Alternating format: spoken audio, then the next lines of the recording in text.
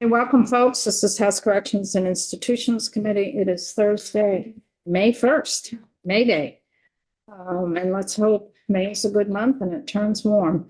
It's our 9 o'clock morning meeting, and we're going to be spending some time with some folks to give us some inside knowledge on the MOUD program, as well as testifying on H-294, which deals with a commissary. And if you could also get in, if possible, to telephone calls and that piece too, because we're trying to understand all of that. All right, I guess I can explain my experience with it, where I was. So Jason, could you just identify yourself? My name is Jason Brosh, and I'm a resident of Calais, Vermont. When I got out of prison, I was so angry. I came charging up here to the State House. I remember that. And it was October. I had no idea how this worked. Okay. I was like completely confused, but I felt like what had happened to me needed to be communicated to somebody. Because I felt, sort of, abandoned in the process. I had been incarcerated, and I had, been inducted into the MOUD program there. And so where were you So initially I was incarcerated at Southern State Correctional Facility. And then about halfway through my stay, I wound up in Northern State Correctional Facility. So Springfield and Newport. Right. And so, I don't think drug addiction is anybody, anybody's like plan for a great life. Nobody says, this is what I'm going to do with my life. Look for, desperation and squalor and, it's a mental illness that sort of takes over and compulses a person. I don't think, it afflicts everybody who takes opiates or opioids, but it certainly did for me. Okay. And so, I think the MOUD program in the prisons is not just, an obligation to treat. I think it's a golden opportunity. People find themselves, or at least I know I did, in a position where I'm there for an extended period of time. There's a lack of stimuli. There's a lack of activity. And, and I'm a bit contrite too. Like I said, I don't think anybody wishes for a life of addiction and all of the behaviors that go with it. I was feeling rather horrible about the things I did. And so, I was very open to the idea of change. And, one piece that's entirely lacking in this program is the therapy or counseling with it that happens on the outside. This is, I think, an essential piece to the program. And it's, it's a medication. And I know some people really don't like the analogy of it being like insulin for diabetics. And maybe that analogy does break down. I think it's more, so for example, I quit smoking cigarettes. And I'm able to do that because I take nicotine supplements, nicotine chews each day. And that works for me. It's not through just sheer discipline. And, I've been off of cigarettes for 3 years now. I think it's more like, the medication for opioid use disorder is a bit like a person with severe bipolar or severe schizophrenia. There's medications taken to manage those illnesses, is my understanding. And that, manages a person to live, a manageable lifestyle, I think, as long as they take those medications. And so for me, that's what's worked this time around. This is not the first time I've sobered up. I sobered up in 2003 when I was in my 20s, and I did it entirely without medication. I was incarcerated for 3 years. When I got out, I actually went to nursing school and licensed as an LPN and practiced for 6 years, and then relapsed. And it took me a whole decade to find my footing again. And it's only really been done, I say thanks to, the MOUD program. I mean, although, there's that sort of fail point as I was released, because there was no planning, there was no, arrangements made for me to continue with treatment when I left the facility. Was this last time? This is this last time. Yes, this was in September of 2023. So that was 2 years ago. Yeah. So there was no planning And we had a different medical contractor at that point. We didn't have WellPath. I was there right for the transition, right towards the end of my stay. WellPath Because took over. WellPath came in like July, August 23. So there was no transition plan, reentry planning. Was there any continuity of keeping you on MOUD with medication those few days that you reentered? The only way that that became possible for me was by calling my attorney and begging her to contact the caseworker and convince the caseworker that I was actually going to be released, that this really was happening. And a 4-day prescription was written for me. I was released in gray sweatpants. I wasn't given my clothes. I wasn't allowed to have my clothes. I was given no ID as promised. I had no identification. I had a prison wristband on and no transportation, no phone. I had a clear plastic bag with some letters in it. That's all I was allowed to take with me. And You so were released from Newport or I Springfield? was released from Newport. With a 4. Actually, I was released to the courts in Barrie because the court hearing was in Barrie, Vermont. So I was released from the court in Barrie, You were a Vermont. detainee at that point? I was a detainee the entire time that I stayed there. Okay, okay. And so, I mean, 1 out of 2 people is a detainee for their entire stay, right up until the point that they're sentenced. And then that day is the day a person is released, typically. Right? Or they could go back if their sentence is an incarcerated, if they're convicted and. Right. And the sentence is longer than what they've served. But quite often, the arrangement is made, right, that whatever time has been served is the minimum, and then a person is released. So people remain detainees up until the day they're released. And then, it's like as if, this is a surprise to everybody when all along you have court dates setting court dates months out, right? The court dates are set months in advance by the courts. 98% of the time it's done through a plea deal. So that's a pretty good shot at knowing that, it's going to be done through a plea agreement. And not too many people have private attorneys. Most people are doing this through a public defender and a state's attorney. And those are 2 state offices. In conjunction with court dates set by the courts, I would think there would be some way to communicate this. I'm hoping for other people that there might be in the future so that some better planning can be done when a person gets out. Thankfully, I'm able to advocate for myself. I have a great deal of support from family and friends. And I, had a clear sense of direction on where I wanted to go when I left. And that was not back to, the desperation and drugs and illicit drug use. I had to have a treatment program that I'd engaged in prior to being incarcerated. And I went straight back there, an outpatient program. And that involved, Suboxone. And I just have to add a little piece is that at some point, a new medication became available. It was an injectable called Brixadi. I'm not here plugging, drugs for the drug companies, but it changed my life. It changed the landscape for me. I went from taking, this package of medication that I would tear open, not unlike a little glassine baggie of dope, and take a drug orally each day, just like I had always been doing, even with illicit drugs, to an injectable. That has 0 diversion potential. And, that's worked. It's changed my life. It's a once a month, injection. I don't think about taking medication daily. It's allowed me to, in very real ways, get on with my life.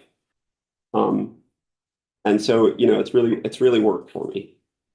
I think that the vital component of therapy and counseling, and connections to other people and support from other people, is essential for the health of a person, transitioning out. I'm able to sit here today and actually, participate as a productive member of the community. I've started a painting business. I've sort of got my life back in ways. So, there's that. I have some questions and I'm sure there's. Absolutely good. questions. Yeah, go ahead. So when you came in as a detainee last time, you were already on, I'm going to call it MAT. To me, it flows better than MOUD. Yes. You were already on an MAT program. I had dropped off of it and stopped turning up for my appointments. I had stopped taking the medication and had started taking illicit drugs. And then there was some activity that brought you back into the criminal. And then, so when you became a detainee, when you entered the facility, you were not taking your MAT medication. So what was the process when you went through booking? You were screened and assessed.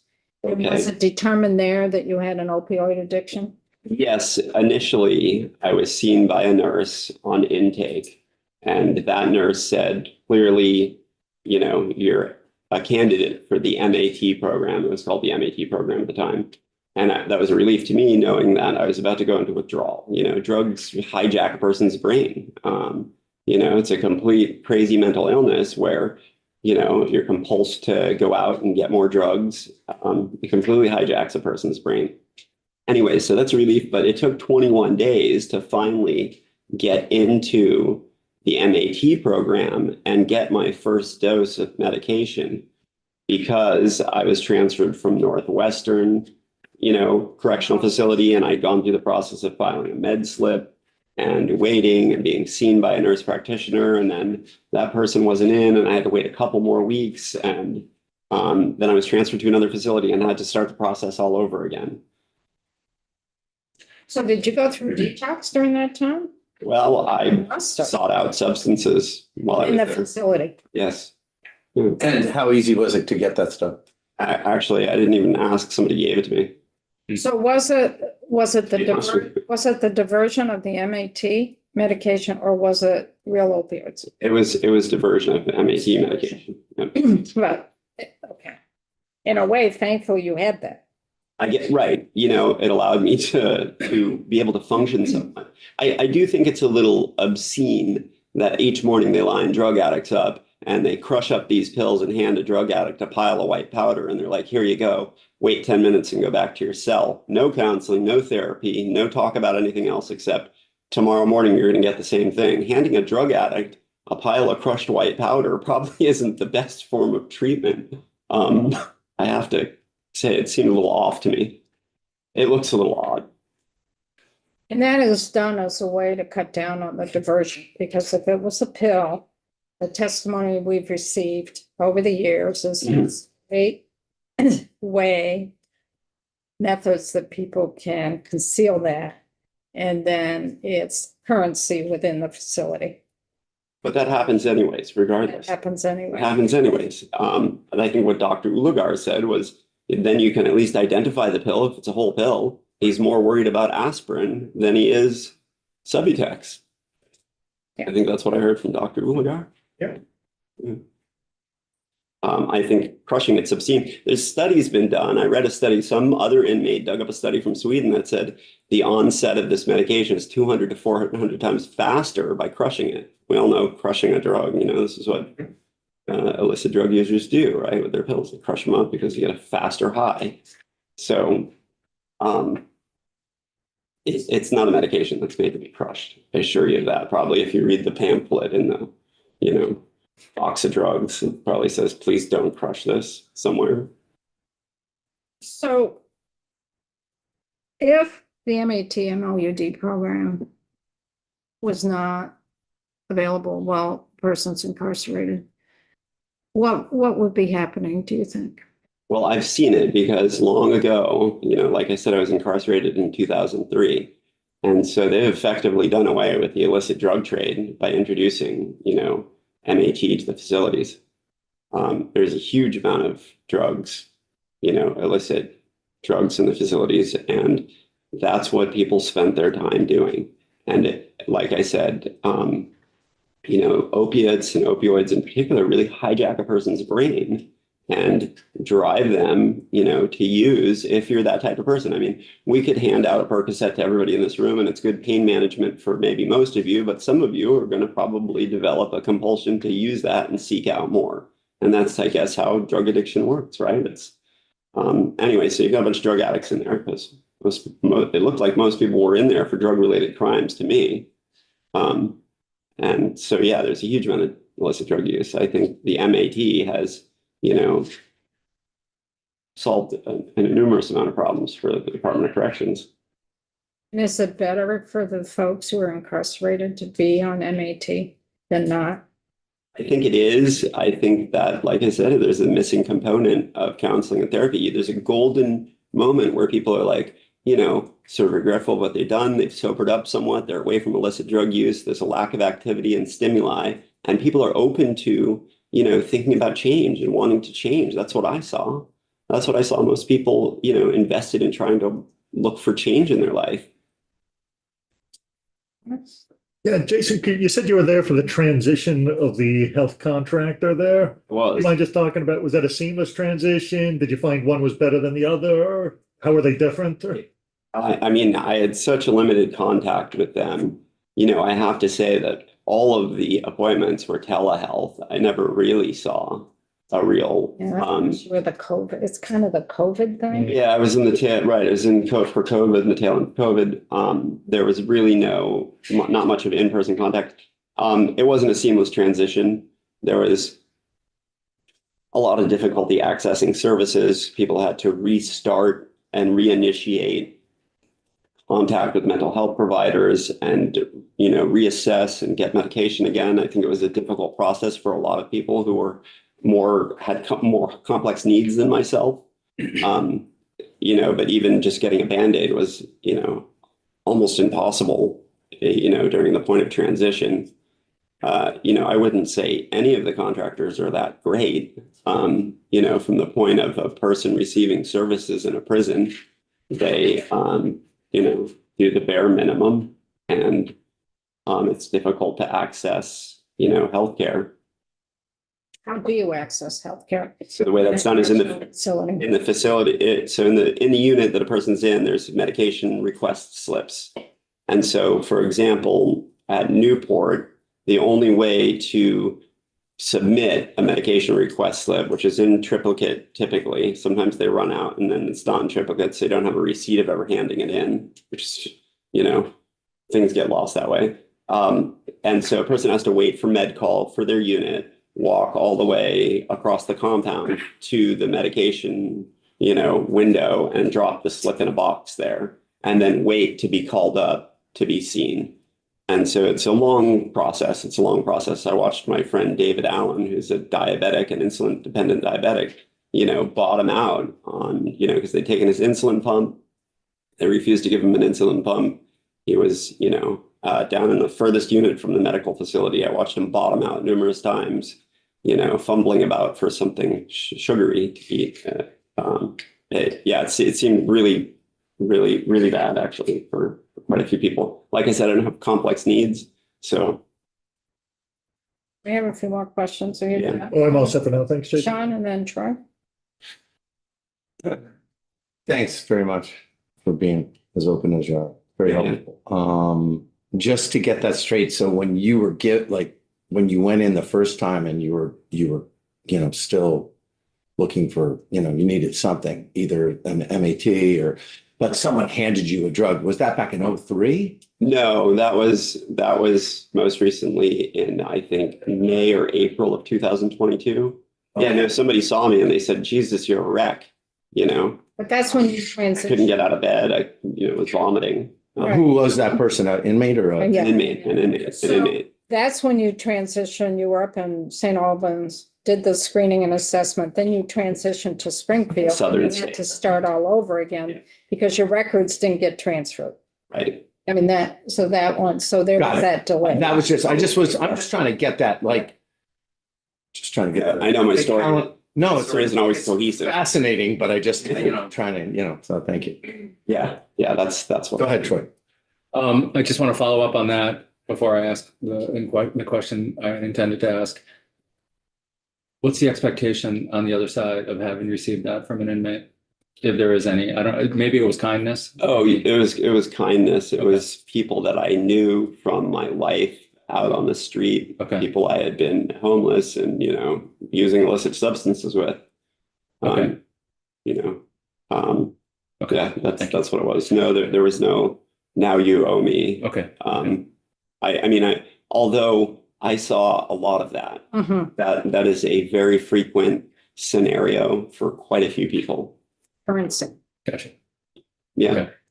My question, though, I want to get back to your transition from having been a detainee for 18 months. 18 months, tier release. Right. You talked about, I'm in a sweatsuit. I've got a plastic bag full of my letters. What were you given medication wise? You also indicated that you are somebody who knew where to go for support. And I want to hear your thoughts on how rare is that? Is that common? But what would have been needed, right? So even H32, as we're amending it, still is must, shall provide medically necessary amount of, when we're talking about MOUD for folks who have been sentenced and are being released, may provide for detainees. So what was your bridge medication? So I was What would have been ideal? given a prescription for 4 tablets of Subutex. You were given a prescription, not. And I was called into a pharmacy I'd never been to, didn't have identification for, nor did I know how I was going to get there, miles away from where I was released. Did you have insurance? I didn't have insurance, so I know the 1115 waiver is possibly going to cover that for people, right? Oh. Let's hope that pans out. Plan. I know Isaac said he's not promising anything, right? But yeah, that would have made a world of difference. But I think that the facility actually paid for those 4 pills. Come to think of it, I think WellPath paid for those 4 pills. They do that, but that was in 23. Yeah, that was in 23. And that is before we clarified the ID process. 'Cause we did that last year in this committee. We clarified the ID process because of situations like yours. Yeah, no identification. And I was Prescription being- for 4 pills, Yeah, would that have been sufficient? for me, that was sufficient for 4 days. Okay. But what I did, because this was the, plan I'd been thinking about and mulling over for months and months and months before release, is I went straight back to the outpatient treatment center that I had been being seen at and was familiar with and knew people. And they had said, you're always welcome to come back. And so I went straight there. And, That was on your initiative. right. There was nothing that was organized. No, and I was being released to treatment court. And so this horrendous coordinator, Elliot or Ollie or whatever her name was, running the treatment court in Barrie, talking to me through bulletproof glass, not even the common courtesy to come in and talk to me in person, says, I don't know what you're going to do. You'll have to go find some place to do treatment at.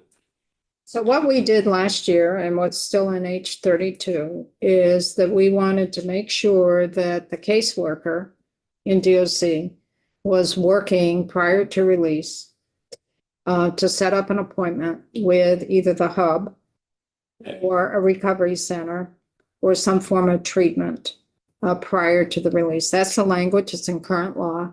And H32 updated that to also include detainees to do that, because what you just expressed was what was happening prior to us putting this law in effect last year.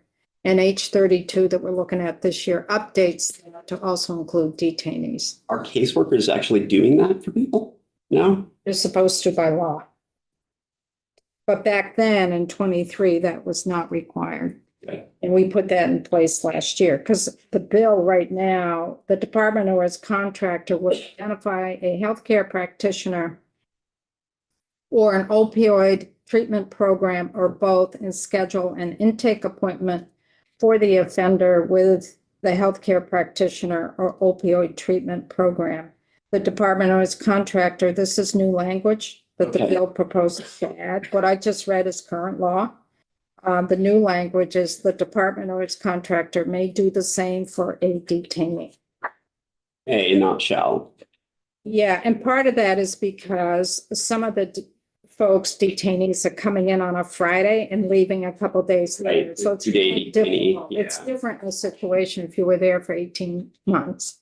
So we had to say may to allow that flexibility for DOC for those short-term detainees. I really appreciate the work you guys have all done on this. It's important to me to hear this.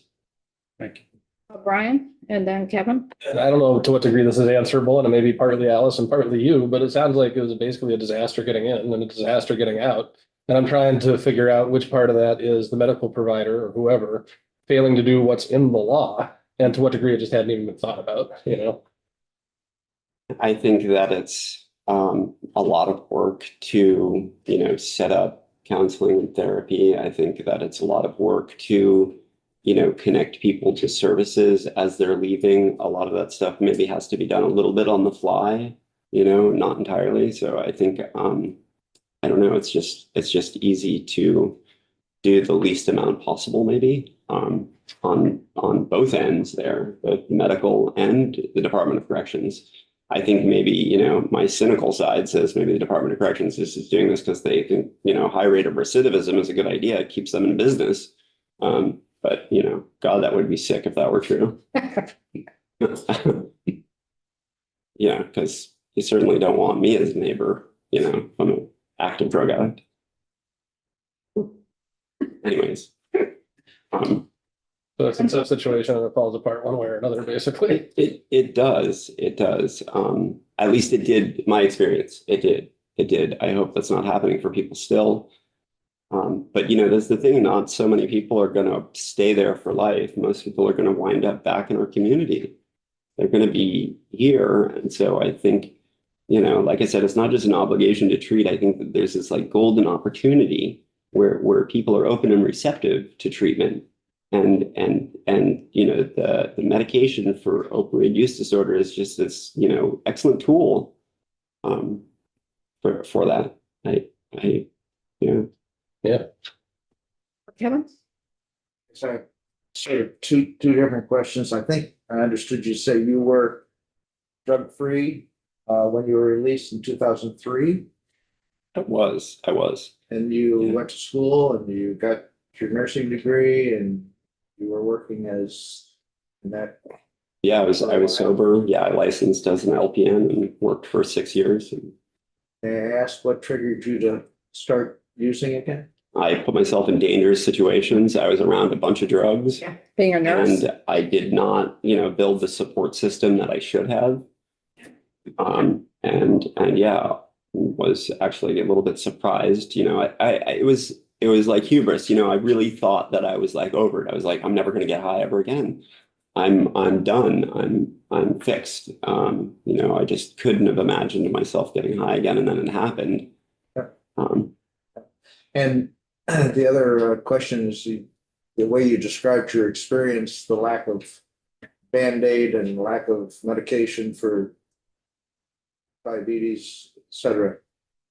You've been candid. I appreciate that. Do you think it was heartlessness or lack of staffing or lack of training or punitive or what? I think you named it all. It's myriad, it's this thing of, it's a hard population to deal with, right? They've got guards working 60-hour weeks minimum now. Is that right? Still, are they still doing that? That's a tough environment to work 60 hours a week minimum in. The medical staff as well. And people are not behaving their best, right? And so, nobody's really happy to be incarcerated. So they're taking it out, inappropriately on everybody around them. And I think it's a really tough environment and people get jaded and there's a lack of staff. 100% there's a lack of staff. There's, there's a lack of ability to do what's needed for people, I think. And so, yeah, it just all culminates into, the wrong thing happening, I think. The availability of illicit drugs and others sounds like they're readily available. Not so much anymore as they used to be. Like I said, I think that MAT has Different. effectively done away with the illicit drug trade in the prisons. It really has. It has done away with it. That's awesome. As far as I could see, and I've lived it. I've been there. I saw it in 2003 for 3 years consecutive. And I saw it recently, for a year and a half. So when you, I'm just trying to figure out how to ask this question. So you re-enter the community, you continued your MAT. And that's the goal of H32. Current law is different now than when you were released in 23. So hopefully that structure is in place for a seamless transition. Right. That's the goal. The language that we looked at in H32 at this point was also to do that for detainees, which is what you were, was a detainee. How do you define success for a person who is incarcerated, is initiated into the MAT program while they're incarcerated, and then they're released, like they're on furlough or parole, because that's basically how they would be released if they were sentenced, or even a detainee going back with conditions that the court may have set. And you may still have an underlying sentence of some incarceration or probation or something. How do you define success if MAT was initiated in a correctional facility and then the person reenters the community? Yeah, thank How do we you. define that? Thank you for asking that, because I've heard this discussion in committee. I listened to you guys, and I think that, it's done through, a good nursing note, right, is written as a subjective, objective assessment and planning note, right? So there's a subjective component to it. I think that there's, measurable things qualitatively and quantitatively. Is a person continuing to take their medication? Are they engaging with treatment?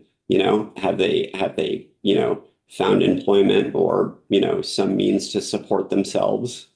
Are they refraining from committing more crimes?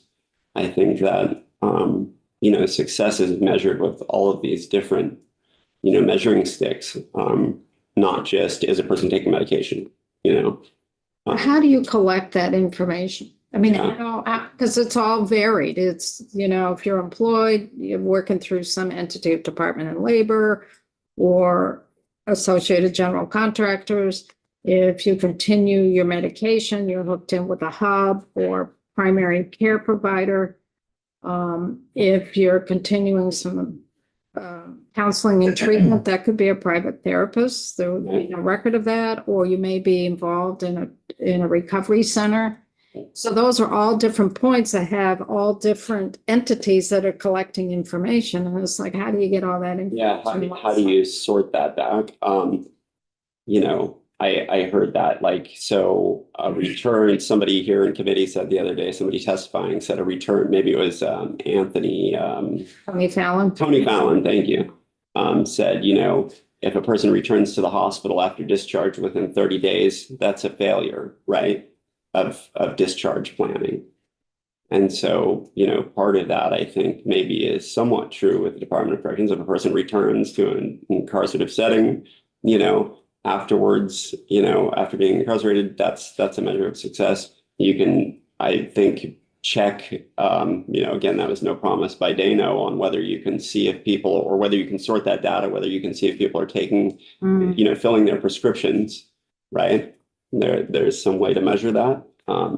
Right, hopefully with a 1115 waiver. Right. And then, gathering information from people that have contact with them in treatment programs or treatment centers, if there's releases that could be signed, you've got a person who has given testimony before here and has done great work, gathering subjective information. And that's Abby Crocker with the, PRIN work that she did. I saw her, had a lot of contact with her. Oh yeah, that's where we met. That's where we met. That's where we met. Demonstrating. Anyways, she's brilliant. The sociologist and the statistician that she worked with were able to gather, not just the quantitative information that informed decisions, but the qualitative information too. She went back and had questionnaires designed that were able to tell a lot, I think. Abby is the statistician. Kathy Fox is the sociologist. Oh, Kathy Fox, Abby Crocker. I keep getting the two mixed up. One in this. Yes. Yeah.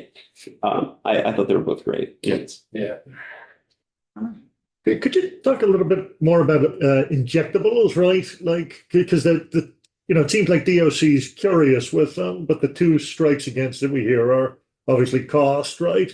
But also, like, you know, if you were to start someone on injectables while they're incarcerated, would that be a difficult transition to the community if they were hard to find? Or No, not at all. I think it's becoming, best practices right now. I think that that's, like it's not divertible. It delivers a medication in a monthly dose. I know there's a weekly version of it too. And the nurse told me just the other day that was giving me my injection. She said this costs $1,100 a month now for this medication. So that's the cost that I heard from the nurse the other day. Who was giving me the medication, and it has, changed the landscape. There's this real close connection between, getting a package of drugs and tearing it open and taking it, multiple times a day. It's very similar to tearing open a bag of dope and putting it in a spoon, using it or whatever. It's, some bizarre similarities there. Changes the behavior. And so, yeah, it takes that sort of off the table. And, I've actually missed my, monthly injection by a couple of weeks before. I missed my appointment, didn't know. So they had to call me and say, it's due, you should come in. I felt fine. I completely forgotten about it, just getting on with my life. And that led me to talking about the taper for it, and I think that, is one of those things that now seems very much possible to me, down the road anyways. right? Yeah. Yeah. Thank you. Does that answer your question? Yeah, yeah. I mean, it seems like something we should be looking really hard at. It checks so many boxes here. All right. What are they spending on, monitoring people, harassing them, writing DRs, following through on all of that, taking people off of medication, which is completely crazy to alter a person's, medication routine, suddenly like that. I think that's really, really criminal to do that. The injectables seems like no brainer. And I know it's going to be 10 years before they're really cheap, right? Or however long it takes for patents to run out. Yeah. So other questions, because I want to transition here Well- to telephone and commissary. Yeah. That's where I want to Okay, anything else? You got a letter too, though, from somebody else, right? He's here. Oh, Actually, great. he's here. We got some time here. Okay. But hang on, Jason, because we Yeah. have another question I wanted to also ask you about the telephone and Yeah, commissary. I'd love to tell you about that. Are you trying, and I hope this isn't too personal, but are you tapering now, or are you not, you're thinking about it? I did actually. I tapered down to the lowest injectable dose. Yeah, over time. Yeah. Good for you. Yeah. Yeah. So when you have come into an incarcerated facility, you've done that a couple of times. Yeah. What happens when you come through in booking? What personal items do you have when you come in? Do you have do you have like your latest one, not so much an 03, Yeah, but yeah. your latest one? Did you come in with a cell phone? And if so, what happens? If you didn't come in with a cell phone and you had one, where is it? Uh-huh. And also what happens to your belongings? And then a question, because most folks have contact information on their cell phone. Yeah. How does DOC determine what are safe contacts for folks who are incarcerated to have? How does that get determined if your cell phone isn't available? Yeah, how is that determined? Try to remember someone's phone number these days. I know, there's plenty of us here that remember the days of like, you just remembered everybody's phone number Or look up. Dialed it. or look it up in the phone book. Not possible. We've lost that skill. That's gone. It's just saved as a contact in your phone. So people are, screaming and begging and crying to gain access to their phone to get contacts out of it. And sometimes out of the goodness of a guard's heart, if you get the right guard in booking, who's decent enough to get your numbers for you, they might do that. Do you usually come in after you've been arrested? Do you usually come in with your cell phone, or do law enforcement usually have that? I think the cell phone usually winds up with you in the booking area in the facility. Yeah, that's typical actually, because I've seen numerous times people, begging the booking officer to get those numbers because they can't remember them off the top of the squash and they want to put them on a phone sheet, a phone request sheet. So a phone request sheet submitted and then numbers are approved. And the process for that is somebody from the Department of Corrections calls that number and says, are you willing to accept calls from this person? Is that okay? They double check it, I'm sure, against, known conflicts, people that are, not supposed to have contact and you're not supposed to call your victim, right? So I'm not going to call the guy I stole my, the car from. So is there a limitation in terms of how many contacts offender would have I on? think there is, yeah. It used to be like 3 or 4. I mean, automatically it was your lawyer, but then I Right. think there was like maybe 3 more on top of that, but I'm Well, I not. can't remember. Yeah, I think it was 3 or 4 a long time ago, but I think Yeah. there's up to 10 now or something. Do Sorry. you know the answer? I do, so I used to work, my name is Laura Carter, for the record. I am just here because I've been following H32, out of interest. I used to work for the Department of Corrections. I want to say it's at least like, around 10 10? I now. think it's 10. I used to do the records management there, so I'm very familiar with a lot of the documentation facility and It might be helpful to have him for testimony to talk about this on records and commissary. I don't know if the Department of Corrections would like Yeah, that. that's Maybe right. you can talk to Isaac. Do you still work for the Department of I do Corrections? not anymore, no. Well, then you can talk all you want, right?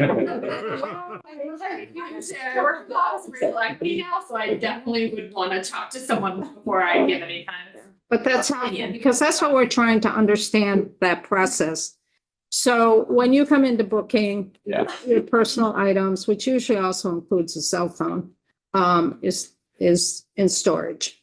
And supposedly when you re-enter, you should get that back. Yeah, no. No, Yeah, no. no, that doesn't happen. No, not a chance. They're in fact even rude about it.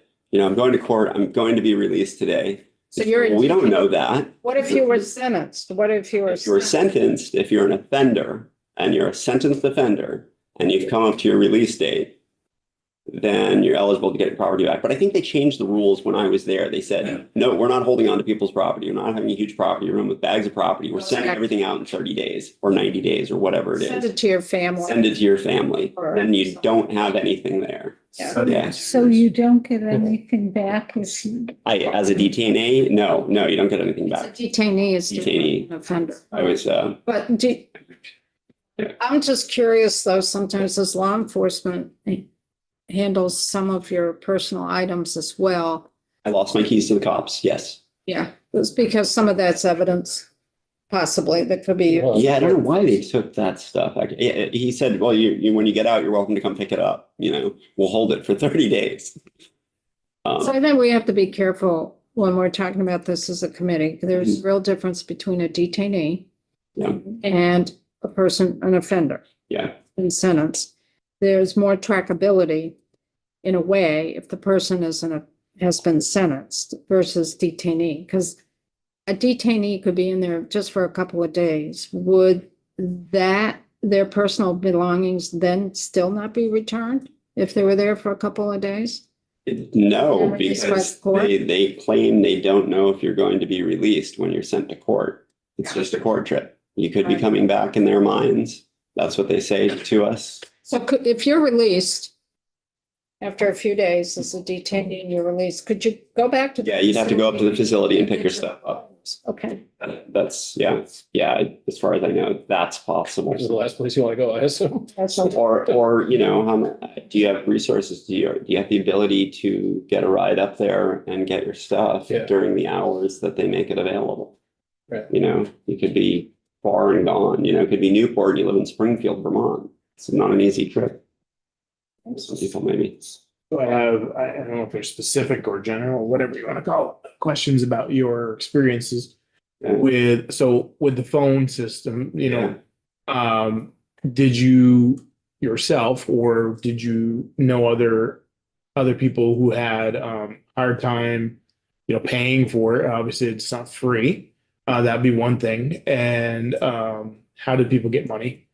To the best of your knowledge. And then the second part is to jump into the commissary and like, how did you find the pricing? Did people have a hard time with this? How did they get the money? Same kind of thing, but for both. Can't wait to tell you what I heard about the commissary. I would love to hear it. The phone thing first, though, because you asked that first.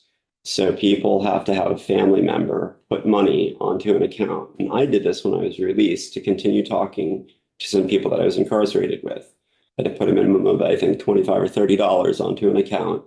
And it's a debit type account. And then people can text message or make phone calls or video visits. And it's not cheap. I don't know what the rates are, but it's a fair amount of money to talk to your family. And I know that that is, you know, a point for a lot of people is I think they provided one free 5-minute phone call a week for people. And there is a lot of people that that's how they kept in contact with their family. That's what they were using. That's the only way that they were able to make these phone calls, you know, to stay in contact with people. That's what I saw. And for myself, I didn't have a lot of people to talk to, you know. I'd been living, you know, this derelict lifestyle for quite a few years. There weren't too many people that were going to pick up the phone for me. So, you know. And what about the commissary? Because also you brought a friend that you wanted to allow to Yeah. testify, so Yeah. I do want to. Yeah. All right, so real quick, the canteen, here's what I discovered. Another inmate had dug up information about the commissary that looked pretty accurate to the best of my knowledge. And so the canteen, the profits off of the canteen, there's a kickback, right, to the state of Vermont. And so the profits are supposed to go to the rec fund. Is that right? And so out of that rec fund, we're paying an officer $67,000 a year or $72,000 a year. So to plan out, and according to that policy, I think I read, you're supposed to create family activities, pro-social activities, right? And, you know, most of it goes to paying a cable bill, paying that one officer $72,000 a year, and then I forget, maybe buying a couple basketballs or something. That, you know, there's nothing left over. Supposedly, they kept telling us. That's the best that I heard. But I know that officer's making a good living. So I'm trying to follow that because the amount coming back on top for the profit is totally supposed to go into the rec fund. And you're saying it doesn't go into the rec fund? Part of it's paying the rec coordinator. I mean, Right. so tell me if I'm wrong here, but that'd be something to look into. Okay, You're paying an officer We're $72,000. going to because we have concerns. Yes, I have concerns. It was every inmate's concern, and if you brought it up, you're transferred to another facility. so who determines what gets spent from that rec fund to a rec activity? Is there a committee? Rec coordinator. It's just the coordinator, but there's no involvement from. They're supposed to have a rec committee, Yeah, but I never saw one formed. I tried to get on it. I tried to get involved with it. Is the rec committee made up of folks? Inmates. Okay. Yeah, it's supposed to be inmates. It's supposed to be inmates. in Right. that facility. Didn't see much of that get organized or happen. Pro-social activities, the family day activities. Was part of that because you were involved, you were there during COVID? Would some of that have been part of COVID? So the reason I was enlightened to how that stuff worked was because of inmates who'd been who were in for life, like lifers who had really dug into it because they have a vested interest in, you know, living a better life in the facility. So, you know, the law librarian had dug up the information and pointed it out to me, actually. A couple of law librarians, one of them's dead now. I don't know what happened to the other one. He probably got transferred out of state. Yeah, so that's what it looked like. And the prices were ridiculous, you know, of course. So I do want to Yeah, let me get out of here. So Oh, this is. some other people time. Thanks. Thank you so much. Thank you. So. Are we switch? You're willing to come on to the hot seat? It's not that bad. It's been warmed up. So if you could just, Yeah, okay. if you could just identify yourself for the. I'm Joshua Tripp, TRIPP. Your IPP, okay. Welcome, Joshua. So you've heard kind of our I heard, conversation and questions that we've asked, so anything that you want to So- fill in with? So first of all, I just want to say while it's fresh in my mind, what happens to people's properties, my experience is that the Department of Corrections holds onto your clothing and the police are actually the ones that take your property and bring it to the police station. And you can pick it up. You have 30 days after being released to pick it up from whatever police station that you were arrested from. That was my experience with it. And is there a limit in terms what? So were you a detainee? I was detained, yes. So I wonder what happens with someone who is, well, is there a time limit there that, I don't know the answer to that question. I've been told by the sheriff's department that work for Chittenden County that they tend to hold on to people's things for a long time. and how long were you a I detainee? was detained for 5 months. Okay, and were you able to get back to your property? I didn't come in with any property, but a lot of my previous experience with being incarcerated, being brought to the facility, and then being released shortly thereafter. If I wanted to go pick up my things, I had to go to the police station. So that was the rule. They had my clothing, but when I was released last year, I was refused my clothing. I was also released in my prison uniform. So you were refused your clothing by Yes. whom? DOC? By the DOC. But did they have your They clothing? did have my clothing. And there was I tried putting in a request form about a week before I was released because I was told that I was being released to the treatment court, and nobody responded to it any kind of way. I wasn't prepared to be left to leave the facility. I wasn't given any medication. They told me that I was just going in court. They didn't know if I was leaving or not, so they refused to bring my clothing. I didn't have any medication. I applied for an ID 3 times while I was a detainee. They wouldn't refuse to give me an ID. That made things very difficult when I got out. When was this? How long ago? This is last June. Last year. Yes. Yeah. And So not a year ago. Yeah. not a year ago, no. Okay. June 24. June 24. And our ID language didn't kick in until July. And was there any explanation why they wouldn't return your ID? No, I came in without an ID. I asked for an ID and they told me that the process was that you had to be sentenced and you had to be there for 6 months. Yep. And I just want to say out of experience, that makes it very difficult to 6 succeed months. What when about, when you leave. did we include You know. detainees? Yeah, for 6 months. You had to be there for 6 months. 6 months, okay. And it's a non-driver's ID. I just want to be clear Yeah, for yeah. folks. It's a non-driver's ID, and you have to work with the Department of Motor Vehicles because they're the ones who issue it, and it's also driven by what's required on the federal level. So it's very complicated, and we tried to clean that up a little bit last year to make it more streamlined Yeah. and some time. James, I was just gonna ask the same questions about your experience with commissary and telephone. So it's, you're paying $2 for a honey bun. And if you don't come in with any money, I didn't have any money when I was incarcerated. My family doesn't, I don't come with very much money. My family didn't have money to send me. I had to work, and to get a job, I had to be there. Actually, I got a job a week before I left. And I think I got a paycheck maybe for $17, something like that, for working for a week, something ridiculous like that. Yeah, I mean, it's inaccessible for some people. It's not, if you don't come in with money, if you don't have cash in your hand, or if your family doesn't send you money, you eat the trays they give you. And honestly, it's, you're pretty hungry a lot of times. It's definitely, it's not easy. It takes a long time to get used to that diet. They say they feed you 2,000 calories a day, but I mean, I'm sure they do, but it's all stuff that, doesn't fill you up very well. So, and I know the phone calls were like $2.70 a piece for a 15-minute call. Video calls are like $5 for a 15-minute video call. And like I said, there's only things that are accessible if you have money, and if you have money, you have to work for the Department of Corrections for something like $9 a day. I think that's the average pay for somebody that works. So $15 a day is the most that you can make as a detainee or as a incarcerated individual. So. Thank you. Yeah.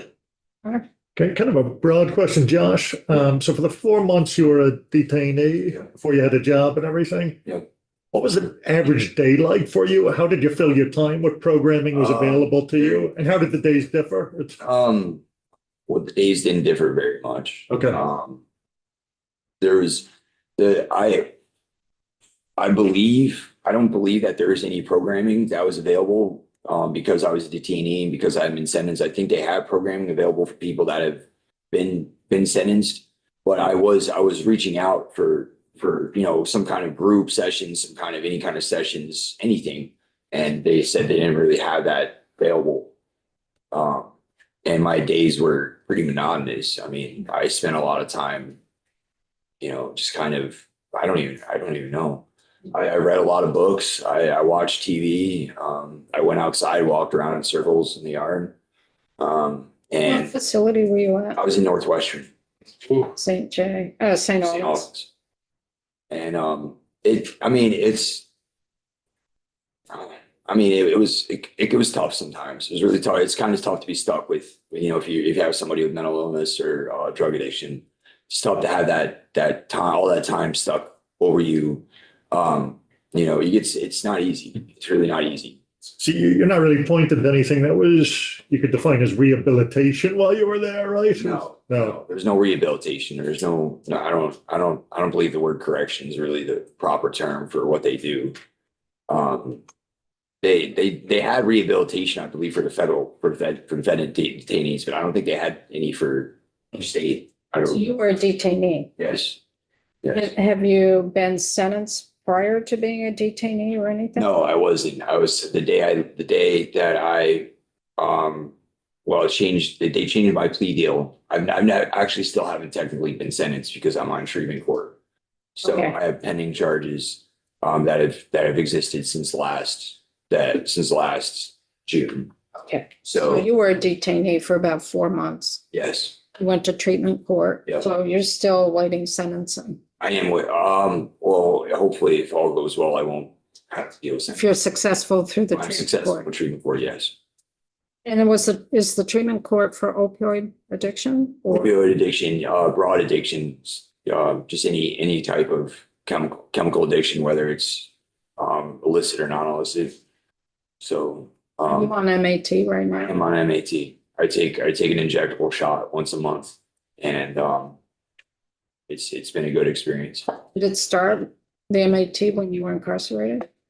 They did start it. Actually, technically, I was brought from another state and brought here to Vermont, and so I kind of had to do the process again once I got here. So I was inducted on it in New York State, and then when I came here, I had to start all over again. There was a continuation, but there was a timeline. Yes, there was a gap in time. So And it was from New York, correctional facility, or you were on the outside? Albany County Correctional Facility. Okay, and they had the MAT They program. do have the MAT program there. Anything else? Thank you very much. And then Troy, and then Brian. And Josh, thanks for coming in and sharing with us. It's enormously helpful. If you don't mind, when did you serve this time? Just give me a rough It was between February and June of last year. last year. This Yes, is fresh. it's very new. This And is then, last year. and what'd you go in for, if you don't mind? I went in for a few different things. I went in for an assault, a burglary, and possession of stolen property and unauthorized use of a vehicle. Got it. And were you high during that time? Absolutely. Yeah. Okay. Thanks, man. Thank you for sharing that. Troy and then Brian. Thank you for being here. It's wonderful to meet you. I mean that. I want to hear, you heard Jason talk about his release. Yeah. For a prescription with 4 days of continued MAT. You also heard Jason talk about he had some pre-existing support systems where he knew where to go. Yeah. Now I get it that you were released into treatment court. I also heard Jason talk about that didn't necessarily feel like a very supportive transition. So can you just talk about your release? Sure. I think you said you knew for about a week prior that you were going to I be did. released? I knew for about a week or 2 weeks. I don't remember the exact time, but I was told by my lawyer I'd be leaving. I put in what's called a request slip, And it's just basically anything you need from the Department of Corrections that you can't just ask a correctional officer for. Right. And I put in a slip saying I'm leaving. I would like to be set up for when I left because this is my first time leaving a Vermont facility. I didn't know how it worked. I didn't know if they knew. They didn't know because when I was released with no medication. I had nothing. I didn't even have, I was wearing my uniform. I went back to being homeless, went back to addiction very quickly. I was told that if I wanted medication, I would have to go to the hospital. And I just honestly, I was sitting in jail for 8 months or for 4 months. I wasn't trying to go to the hospital and spend 8-10 hours in the hospital waiting to get medication for a day, and it was just a process that I'm not blaming anybody, but it didn't make it very easy. The transition wasn't easy. And I left and I used, because I didn't have any sports. There was no sports, no treatment. Treatment court eventually set me up with those things, but it took a few months and few months. Okay. Yeah. And it took about, I got sober again in September. And I've been since then. Before treatment or After treatment, I left, I used from June till September, and treatment court set me up with treatment, rehab and all that. And I've been sober since then. Okay. So how's stable housing? I have stable housing now, but when I left, I didn't have any kind of housing, no offer of housing. I didn't know. I just wanted to back on the streets again. Where are you now? I live in Barry, in South Barry. Okay. So you didn't have the ability to continue the MAT medication when you re-entered from being a detainee. You had no prescription to continue you were on MAT. Right. When I left Albany County, I was on MAT. And then when you came here. When I came here, I had to start it over again. Started over and it gets started. Yes. And then when you were released by the court. Yep. That did not continue. That did not continue. Because by statute, we haven't included detainees. So then you went right back to using. Absolutely. If you had had the MAT available, the medication that you had been on while you were incarcerated, if you had had that ability the day you had been released from the court and released, would you have gone back to using on the street? I really didn't want to go back to using. It was something that is just I can't really say that for sure, but I did want to do better. I really wanted to do better, and it just it made it very difficult. And I just went back to what I knew best, and the medication, yes, it would have helped. I've experienced overdoses over the years. It's very dangerous. It's very dangerous for somebody to return to use. Whereas just being on the medication, it's you can't use it to get high. People think you can use it to get high, but there's a ceiling effect to buprenorphine that it just doesn't. And maybe somebody who doesn't use buprenorphine, but people that are opiate addicts, buprenorphine just makes you feel like you're normal. It doesn't elate you. It doesn't make you feel any kind of different way. So, but yes, I believe that if I was given medication, I think I know my chances would have gone up exponentially, more than that. I would have had more of a fighting chance, because when not being released without that medication, I wasn't able to function the way that, going to go take care of things and trying to get housing and trying to get into somewhere, is near impossible when you're in withdrawal. So, it only took about 24 hours before I was in withdrawal again. So. Ryan, and then Mary? It's sort of a continuation of what Troy was talking about. All of these transitions are very interesting and seem like a pretty terrible. And so I would say that you were failed when you were exited from prison.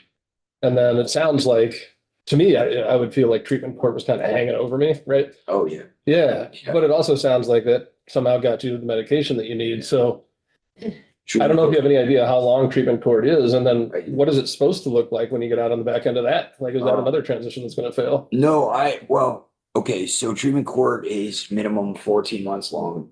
By the time as long as I continue doing what I'm doing now and finish in a timely fashion, I'll have been on treatment court for something like 18 months. It's different for everybody. Jason actually finished treatment court in the minimum amount of time, which is pretty impressive. But it's the transition after Once you get acclimated with treatment court and I'm almost finished with treatment. I actually have one more treatment session and then I'm finished with treatment. Oh, yeah. But once you get acclimated and once you get sober, it's actually, they do help you get set up with everything. It's just, it takes a little while for some of that stuff. I personally believe that if people were being released into rehabilitation rather than into the streets or even to the back to their housing, even if they have stable housing, people being released to rehabilitation, you get the chance to meet with aftercare coordinator and social workers and people that really can identify and correct the problems that are in your life. Because rehab is just, it's a short-term thing, but they really figure out a lot of stuff and how to help you in a short amount of time. And if people were being released into that environment, I think people would have a much better rate of success. And is there any form of support, like after treatment court? Is there a handoff? Is there anything? Because what I've been hearing is like a lot of like hustling and self-advocating. Like, Yeah, is there somebody helping? Well, I mean, after treatment court, I hope to continue doing okay, doing good. I have to make that support for myself. That they're teaching me how to make that support for myself as I continue on through the program. Become less dependent on treatment, more dependent on yourself. Okay. So Thanks. Mary, then Kevin. So thank you, first of all, for being here and speaking with us. Joshua, you said you were from New York. Was there an option at any time point to go back to New York, or you always had to be here? And could you also communicate with family or friends from New York? So my family is from New York. I am a Vermont resident. I've been a Vermont resident for a long time. Okay. When I was on trial, I decided I was going to leave the state and I was going to go use drugs and try to just avoid going to trial for as long as possible. That's most honest answer I give you. Okay. So, but while I was incarcerated, like I said, I can make 1 5-minute phone call a week. And so, if you have several different people to call, you got to literally wait. Like I remember having to work out like what phone calls I made that week to set up whatever, try to set up whatever I could when I left. And I really just kind of fell through. So, yeah. Thank you. You're welcome. Kevin, and then Sean. This is the first time I'm hearing of treatment court. Mhm. Can you describe that for me? It sounds like there's a lot of variables. Sounds like it's good. It is. So treatment court, from what I understand, from what I've heard, the judge say, the treatment court was made to try to divert people from doing long sentences, incarcerated because of addiction-related issues, addiction-related crimes, try to give people a chance to correct their lives and learn responsibility and learn how to be. A lot of people coming in as addicts don't really have any experience on how to live, a proper life, I guess you could say. So they give you a chance to, they put you through treatment. You have to take urine analysis tests twice a week. It's a harm reduction program. So when you come in, they expect you to be using most of the time, and they help you get sober and continue to be sober.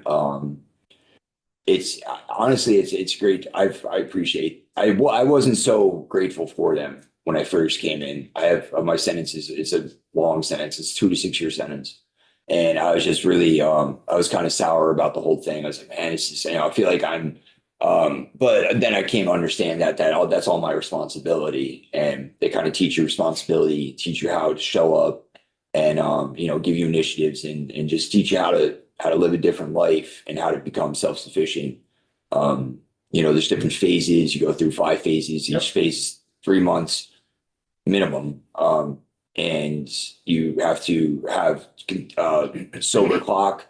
If you miss urine analysis or if you test positive for something, your clock starts over again. And, so you have to have different, it's hard to explain. Yeah. But yeah, I think it's a great program. It's not, a lot of people say it sets you up for failure. I don't believe that. I believe you set yourself up for failure.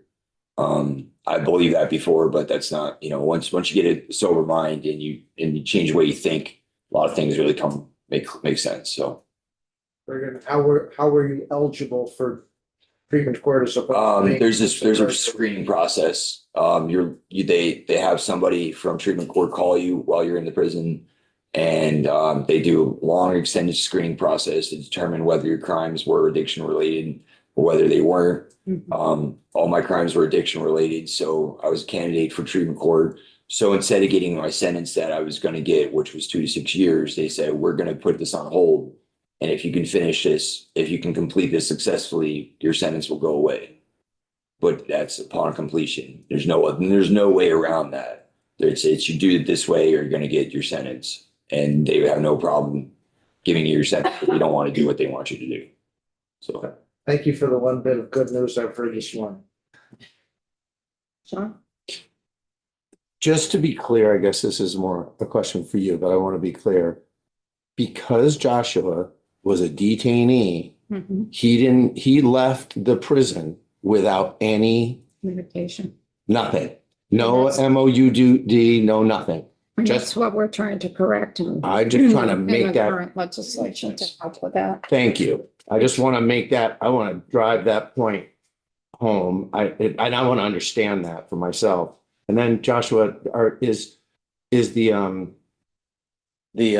treatment that you're doing now, does that include like a therapist or a counselor? Just yeah, I have talking to someone once a week or for an Yeah. hour and just like kind of, is that part of that? It is part of that. I have a case manager that I speak to every other week. It started as every week, but it's now every other week because I'm more than halfway through the process now.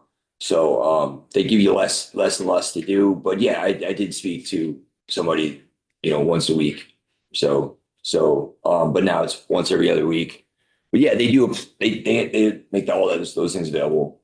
They are there to help. They're there to try to pick up where it's difficult for you to pick up. So they have helped tremendously over the last since June, since I left. Even when I was homeless and I was on the streets, they just said, just keep showing up, keep taking your urinalysis test. We're gonna get you there. Stay out of trouble. Don't commit any crimes. That's a big no-no. But they advocate for you and they get you there. And I'm amazed. Honestly, I never expected to get as far as I have. I don't know if I could have done it without them. So Are you working? Do you have a job right now? I co-own a business. This is, Excellent. this Yeah. is. Good for you. Yeah. Nice job. Thank you. Connor? Hope you'll humor me on a side project I'm working on here, Josh, but you said reading was a big part of your day. Yes. When you were incarcerated. It's just so great to have somebody with lived experience here who can talk about it. That's what I would do. What was your access to books like? And could you get books outside the facility if they weren't brought in by like family or friends or something? Was there a way to get a book you wanted to read? You had to pay if you wanted. So you went to the library once a week. You could choose, I think, 3 or 4 books, and you could take them, bring them back to your cell. When you're done with them, you bring them back. You're not going to get any more books if you don't bring them back. It's library, If you wanted books outside of that, you could order them, I think, off of Amazon or some kind. I think you can get them from reputable sources off the internet. Which I believe you had to have somebody do that for you. And you had to pay for those if you Yes, were you had to bringing pay for those. those, yes. So like, how big was the library though? If you were It was, there in a long enough timeline, would you like run out of Probably things to the read? size of this room. Probably about the size of this room. And that was at St. Albans. St. Albans, yeah. Okay. It wasn't horrible. It was okay. It was better than most of the libraries I've experienced in prison. So But if you're there for years as opposed to months, oh right? yeah, you'll read everything there. Yeah. Yeah. Okay, that's really helpful. Thanks. Trying to look at ways we could maybe get some interlibrary loan things going. A Yeah. lot of people utilize the library. It's definitely a very popular thing. So And it seems like a good use of time too. I mean, yeah, absolutely. have time, yeah. Absolutely. Sitting watching your TV for hours on end, you could read. So Great, thanks, Josh. yeah, no problem. Other questions? Mary? You had said that you were released without medication. Mhm. Was that the first time you were released? Or was it when they sentenced you to the drug court, or was it what the program you're in? That was the same time. Same time? Yeah. Now, did they feel that without the medication, you would be, did they explain anything like that, why they were doing it to start you to wean off, or? There's no explanation. There's no- It was, I was told, you're going to court. We don't know what you're doing. There wasn't any, and I did put in a request form about a week before I left and telling them this, and nobody responded to it. So A request form to the medical staff, contractor. medical staff, yeah, And what year when was this last summer? 2024, June 2024. Okay, so that was with WellPath. So they didn't even give you like a 4-day They prescription. didn't give me anything. I left with my uniform on, no money in my pocket, nowhere to go, no medication. So we have one more person to testify. Anything else for you, Josh? Anything? Thank you for listening to me. Thank you. Josh, no, thank you. Thank you for Really coming helpful, yeah. in. Thank you very much. It was great. And I know you. coming into the State House can be a little intimidating, but it's great that you came in. Thank you. Thank you very much. Thank you. Welcome anytime. So I want to just keep going. We have Leslie Thornson here who wants to weigh in on the MOUD. And if you have to take a personal break, take a personal break, but not all of us at the same time, please. So Kevin, you gotta wait. I can do it. Yeah, they'll hurry up, we hope. So Leslie, thank you. Thank you for having me. Thank you. To introduce yourself. Yes. So, good morning. Thank you for having me. My name is Leslie Thorson, and I've been an RN for 46 years. I also have a bachelor's degree in business, as well as a master's degree in restorative justice from Vermont Law School. I have reviewed many of the DOC's grieved inmate records for a Vermont state agency. As such, I would like to make some remarks concerning the Bill H-32 that you have all worked on this entire session. Thank you for your work. I'm going to begin my testimony by reading a quote from Dr. Britta Kilgus. She's an anesthesiologist at University of Vermont Medical Center. And in addition to having to provide anesthesia and post-operative pain relief for those on, I'm going to also say MAT because it is easier to say. She presented a grand rounds on MAT medication and was then asked to share this presentation areas around the hospital because bias does exist, not just whoever holds that bias, but it exists also in the medical community. And I witness it as I care for patients who come in who are either in treatment or who are not in treatment. The not in treatment patients are much more difficult to deal with for everyone. Anyway, then I will move on to observations and recommendations for the incarcerated individuals in our state who need to receive or who are receiving MAT medication or treatment, because it's also counseling that I understand we're not getting right now in the prisons. So the statement from Dr. Kilgus says, at this point in time, multiple sources of scientific literature have been confirmed that buprenorphine and methadone are life-saving medications, which is why they are both on the WHO list, which is the World Health Organization, of essential medications, so worldwide. Medication treatment for opioid use disorder has been proven to decrease IV and other illicit drug use. Their use leads to a decrease not only in overdose deaths, which we're fortunate you guys did not experience with your being kicked out with nothing, but all-cause mortality among those with opioid use disorder. So any other things that can happen to you for injecting with dirty needles, etc. These medications have also been shown to decrease drug seeking and other high-risk behaviors that are associated with opioid use dependence, which means that medication treatment is benefiting not only the individual, but our community as a whole. So wherever people can get this treatment, if they need this treatment, we're helping healthcare workers, we're helping the communities.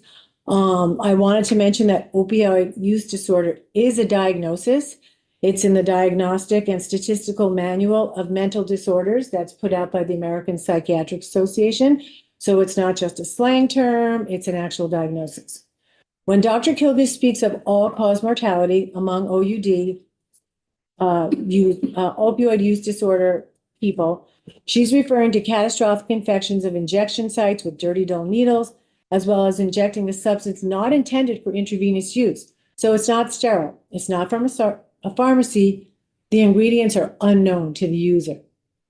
Once the abscess, an individual not in treatment arrives in the operating room with an arm the size of a blown up tire, air tire, inner tube. Once the abscess is lanced, the treatment requires a hospital stay and expensive intravenous medications. The anesthesiologist has to provide an anesthetic to a person with unknown drugs on board. It's called on board. Post-operative pain management is a huge issue. As a person with opioid use disorder has an incredible tolerance, as we've heard, to normal doses of pain medication. That makes some providers very uncomfortable, because if the normal dose is this, and I'm giving you that and you're still in pain, then the individual who's trying to get that pain relief is considered seeking, where their pain receptors are completely out of whack from the opioids. What was the term? Seeking? Yes, like if that's, S-E-E-K? no, like if, let's say, you've had an operation, you're not in treatment. So we don't know what kind of disorder, what kind of opioids, what you do, how much, what's the dose. So you're not going to respond to a normal pain, Understand. right? So when the person is complaining, I'm in a lot of pain, there are individuals with bias and insecurity who say, oh, they're just drug seeking, like they just want more medication, when in actuality, they are suffering pain. And it's so anyway, this doctor has this, she gives lectures on this so that the medical community can sort of try to put their biases aside and start to recognize that this is Yeah, evidence-based. I understand that. My question was, is the term seeking when they didn't have enough pain relief? Is that what? Well, I think it's like a slang term. Okay, that's Like, fine. I'm not gonna Okay. say, No, that's fine. you know, I got it. okay, so, Like trying to get high instead of pain. Yeah, I just wanted to Right. know what the term was. That's all I right, wanted. and it's Yeah. really wonderful to see anesthesiologists who do a good job with these people. Like, it takes their anxiety, the patient, from here, like down here. And so now was this discussion on diversion, which is a barrier for care everywhere, especially in the incarcerated setting. So I'm going to talk about when a person comes in initially, when they're incarcerated, and their Suboxone is verified with the prescription monitoring system, and all the charts I've reviewed, any medication in question has been verified. I don't know if that's the charts I get, but so I'm going to give an example of where I reviewed a record where the individual was verified to be on 16 milligrams of Suboxone, which is like a high dose, 10 years in the community, okay? Had a provider in the community, verified, the prescriptions picked up 10 full years. So he becomes incarcerated, and the WellPath provider, when you come in, they do this little TCU score, which is just done by a nurse. It's just a little check sheet. It's not that, so if you check those boxes, okay, that's an indication. Urine drug screen, yes, you've got Suboxone in your urine. And so then the provider can say, yeah, we've done everything. We're going to continue your dose, but I don't feel like, not that I don't feel like, it's not right to take someone who's been stabilized on 16 milligrams and cutting it down to 8 for whatever reason. I don't know. So, so the WellPath provider cut that down to 8 milligrams, and that's not the prevailing standard of care the person was receiving in the community. And what does that do? It opens the door to diversion, because this person cannot live on 8 milligrams. I know you had Frederick Lord in here, and he was talking about some people can taper down, some people can't. Some people are sensitive to just a reduction of 1 milligram. So, so anyway, that is an example that opens the door to diversion for that individual who is stable in the community. Then there's another big hole, that's the proper induction of being on a medication for opioid use disorder. The SAMHSA guidelines for induction is very clear. It's a nationally understood thing. In corrections, what I've observed is that if someone needs to be on it, they come in through the booking process, they test, they do the drug work, all that, then they might be just put on 4 milligrams or whatever. And then there's like no further checking. Like they might see you the next day. Okay, 4 milligrams is going to be your dose. Well, if you've been out in the community on heroin all the way up to this level, and now they're telling you, and I heard Dr. Ulagar say, oh, I used to prescribe 2, or I used to, no, there is a procedure for doing it. It's called induction. If you were to go to Savita in Springfield, which is a wonderful organization, I'm going to go interview them next week. There's a protocol. It's not just, okay, this is what you're going to be on. Come back tomorrow. Here's your 4 milligrams. And then never checked on again. That's not the proper induction. So what I have observed with that, if a person is not also receiving the dose they should be on, and they are going to try to divert, and they put in the grievance slips, and one of the charts that I reviewed, the idea is you're coming in withdrawal, so that I can see you're starting to withdraw. There's this COWS withdrawal score, easy to do. I look at you, you're sweating, whatever. And then I'm going to give you 2 milligrams. Then for 2 hours, you look pretty good. Then I'm going to give you, then you're going to start that again. And there's a process. It's not just you're going to have this, you're going to have that. That does not occur in any of the records I have reviewed for this outside agency with the Department of Corrections. This one particular person was just like woken up at 2 o'clock in the morning to come down to medical to see if they're in withdrawal. You have to be 6 to 12 hours off of a opioid to be assessed properly. So that is not happening. And then so right now, there's these standards for opioid treatment in corrections. Okay, this one I bought right before they came out with the brand new one. So this is old. So they came out 2025. Okay, so what do they say? What do they say about diversion in this manual? They say that there is strong arming. That a person may not need to be on whatever dose, and someone is trying to influence them to divert medication for them. That is one thing. Another one is managing one's own withdrawal symptoms, which is a lot of the issues I've seen in the charts, is that they're not on enough, so they're withdrawing, and so they divert so that they can be on the dose that they should have been medically put on initially if the induction was done properly. And then there is the subset of people that do it because that's how they want to deal with incarceration. We know that people don't have healthy coping mechanisms. And so that's my talking on diversion. It's all in the new manual, 2025. So what I recommend is that WellPath, when Dr. Ulager, I heard him say in testimony that he was going to be creating new policies. Well, don't reinvent the wheel. It's right here in this book, 2025. See what those policies say. And WellPath contract quotes that they use the NCCHC standards, which is this organization. And when you look at the WellPath contract, it just lists, look up FO232. So if I want to see what's the standard on MAT treatment in prison right now. Well, first of all, that appendix is not even published on the Department of Corrections website. So even though the contract is published, I can't see what does the appendix say for MAT treatment. It's not available. So I also, the induction I spoke about, but we need to look at increasing counseling sessions. So when I've reviewed these records, and I've reviewed records for 3 prisons, I've not seen one from Chittenden, but I've seen the 2 northern ones, I've seen Southern State, I've only seen a little bit of Rutland, not much. But I noticed that there's a big inconsistency between resources available in one prison and not available in another. So if they have counseling in one prison, why isn't there counseling? Like it should be a standard. Everyone's going to have counseling. So then when I looked up the Department of Corrections staffing patterns And I would see people would put in their slips to have those looked at.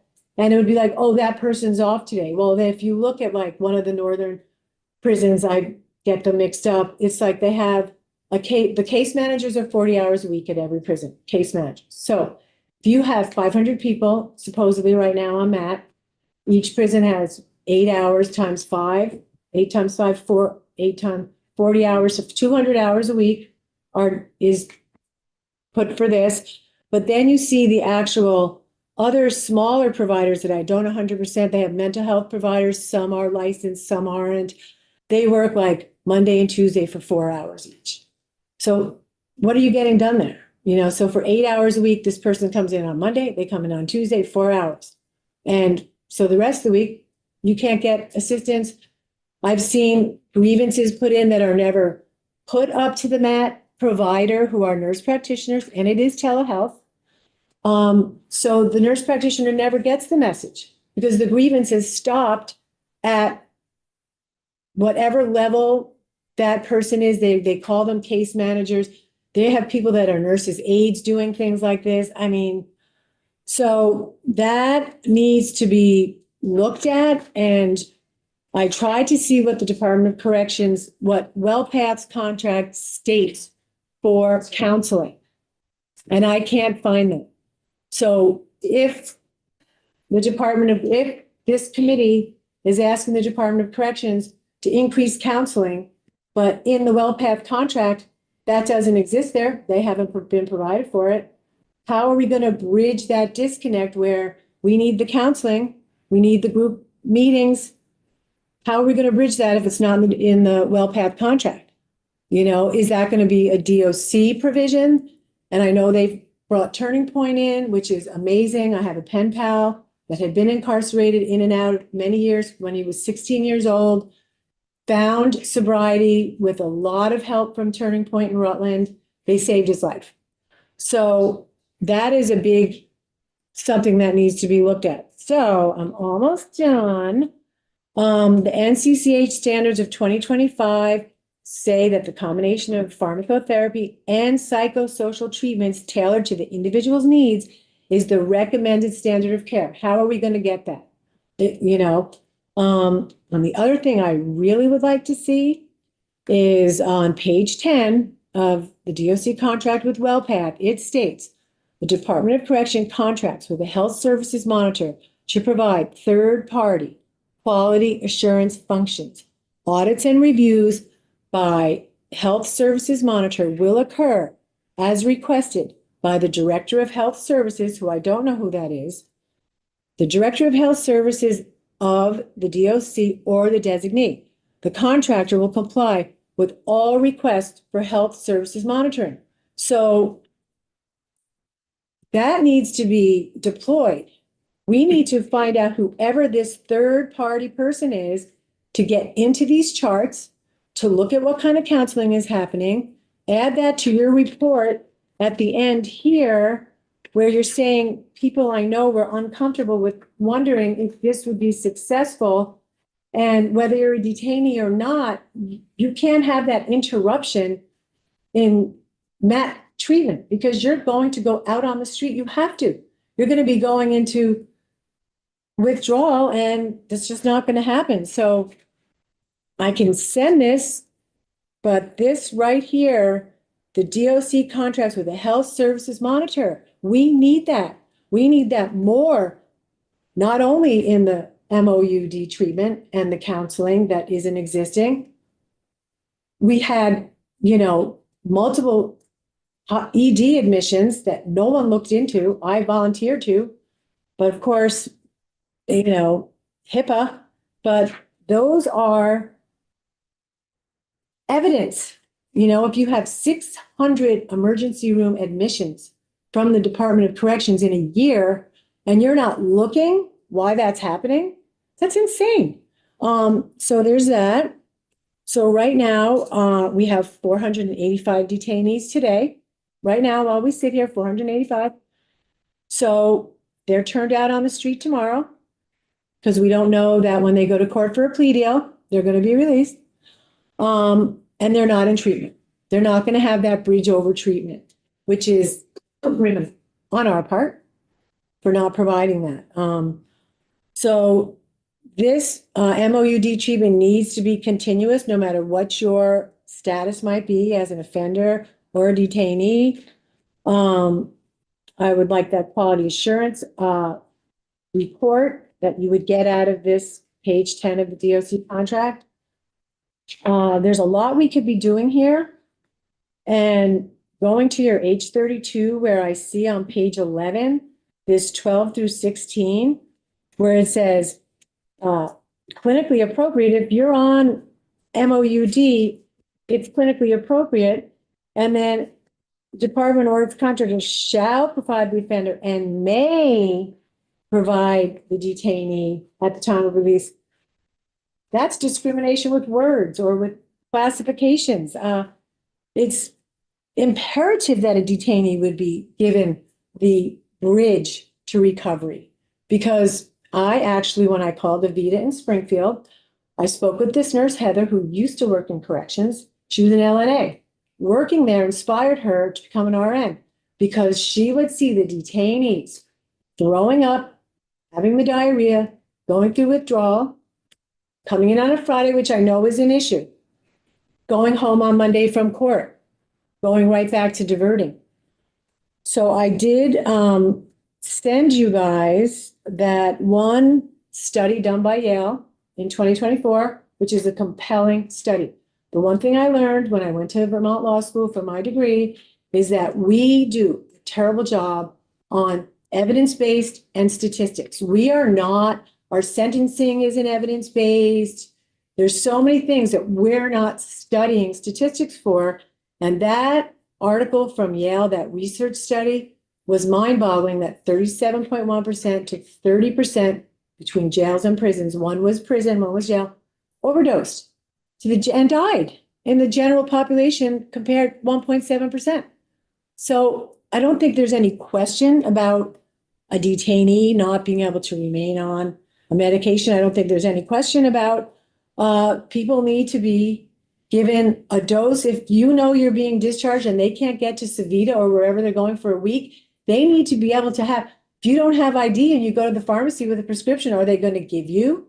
No, they're not. So the language is not a milligram dose. Even when from this NCCH, they just say, no one wants to commit themselves to a dose or a time period. But the time period should be dictated by when you have your appointment to get, you're just going to have to give people the dose they need, or they're going to be out on the street. They're going to be taking something that's unregulated. And, it's better for everyone to meet people where they are. Not everyone might need to have beyond Medicaid assisted treatment. If you have good family support, if you don't have the disease, the true disease, everyone is different. But I admire everyone's interest here, and I know everyone is trying to do the best they can, but it should not be right here where it says may provide. It should be shall provide. And then the people that come in on Friday and go home on Monday, that would be a kink that needs to be worked out. But if you have 453 or 85, whatever I said, sitting there today, all the people I know, long-term detainees. So that's it. Great. Well, thank you, Leslie. And I Thank you. the testimony we've received this morning has been very helpful. I'm from the outside, they're from the inside, but I learned the inside from reading these records. These records are 2,000 pages. And I used to review medical records for an attorney years ago in Albuquerque, and I would tell him. And so they tell a story. Everyone's an individual. Every record tells a story. I see the stigma they receive. There is a recommendation for the correctional officers to be educated. We need it in healthcare. That's why Dr. Kilgus did it for the healthcare. It's a societal thing. We have to get over it, and we have to, help people because it's a cultural thing where we are today. So, does anyone have any questions? Thank you for coming. Questions? Thank you. I really would like to have Dr. Ulagar get the 2025 edition. So as he's redoing his standards, this is the NCCH. They've done all the work. And he doesn't need to be writing the standards. That's helpful. Okay. Anything else? Thank you very We much. want to thank you for coming to say Thank you. this. Josh, Thank you. thank you, Leslie, Thank you. Thank you. Thank you. Jason, Thank you again. I Jason. really appreciate Josh. all the work that you guys do on this. It's, you know, It's not easy, yeah, it's you know, it's it's not really easy. difficult stuff. I see that from watching your committee meetings. Thanks for having me, Sweater. Thank you. Right to your left. For the committee, let's take a break. And come back at 11. We have the chair of Senate institutions coming into us through the Capitol Bill real fast. Oh my. Thank Have a you. good day, everyone. Thank you.